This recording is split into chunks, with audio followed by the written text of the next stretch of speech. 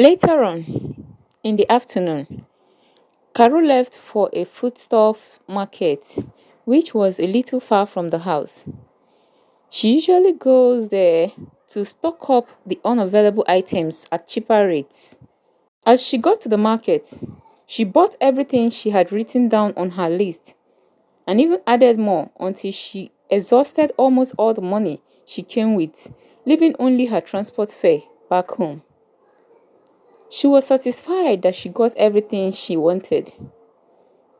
She packaged the food items in a big nylon bag and carried it on her head and headed to where she would get public transport back home. What is happening today? All these buses are filled up. I can't even see Keke. She gently put down the bag on her head and stood by the road, flying down any Keke or bus to stop for her. Suddenly, a flashy car drove by and later slowed down and started honking.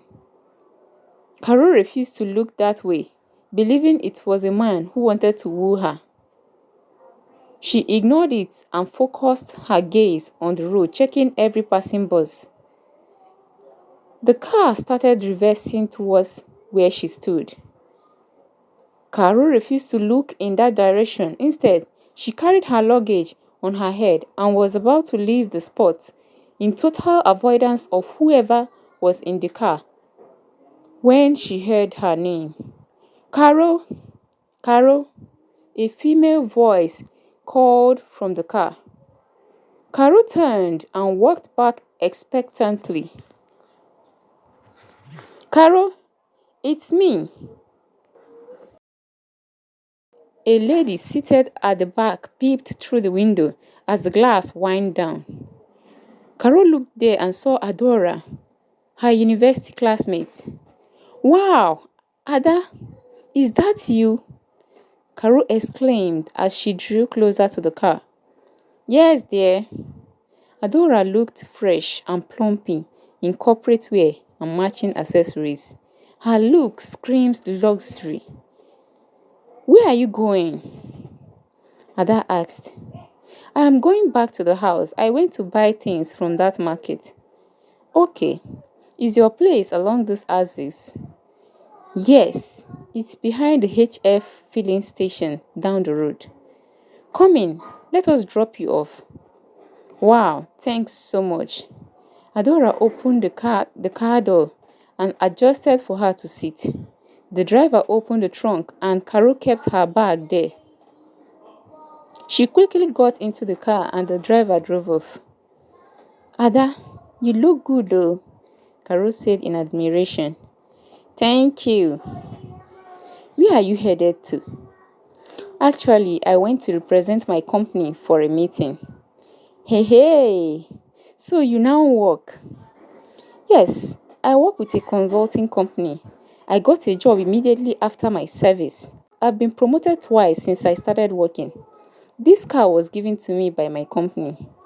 Wow, you are so lucky. Lucky, you say? No, dear.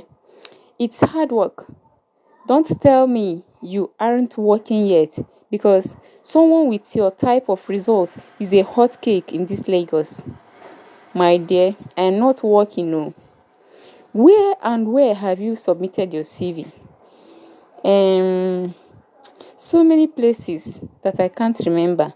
Let's say I haven't taken job seeking seriously. I know I'll get a job when the time comes. You need to start taking it seriously, unless you don't want to work.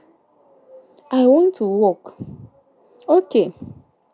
Soon after, the driver got to the place Carol spoke about and stopped.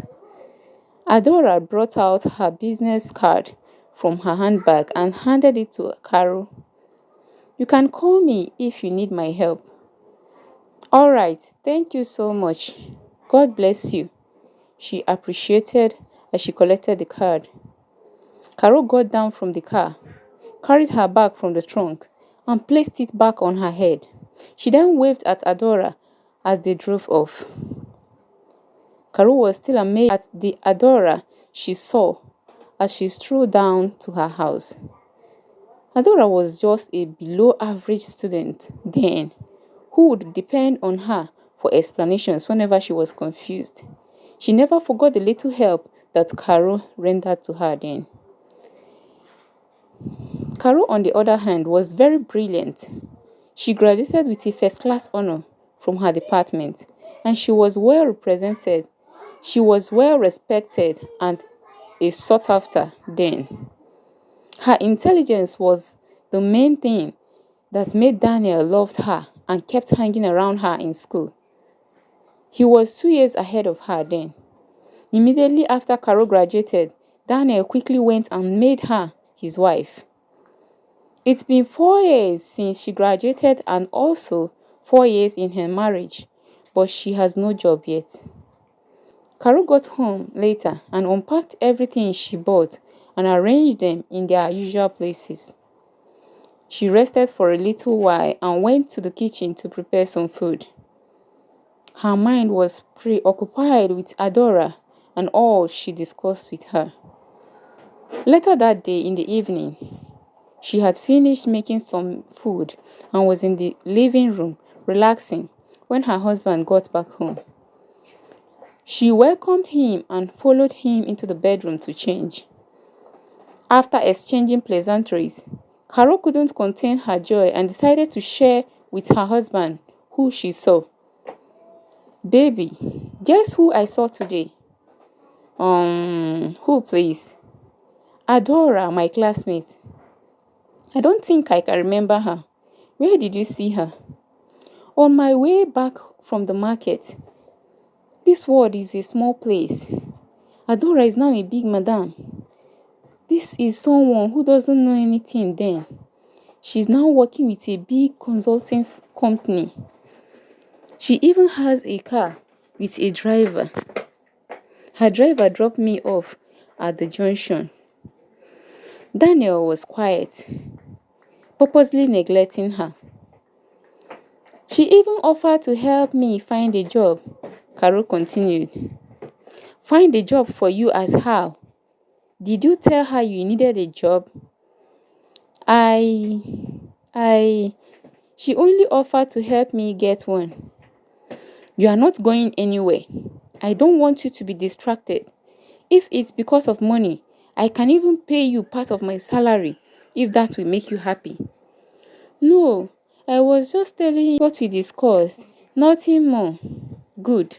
Don't worry yourself about that. I am not complaining. Carol nodded.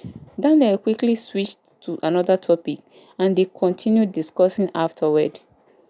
To be continued.